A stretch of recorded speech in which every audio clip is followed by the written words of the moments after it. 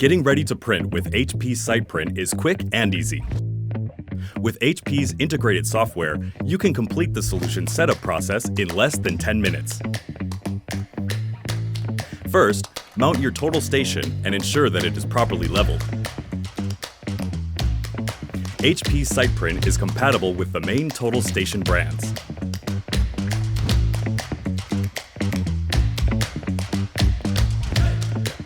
Next, set up your prisms or reflective stickers, whatever you normally use to measure at least 2 control points. Turn on the HP SitePrint and connect it to your total station by using the connectivity menu.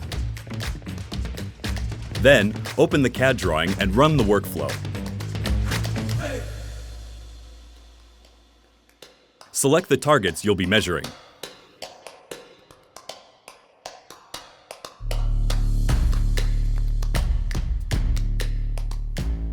Face the total station towards the targets to measure each control point.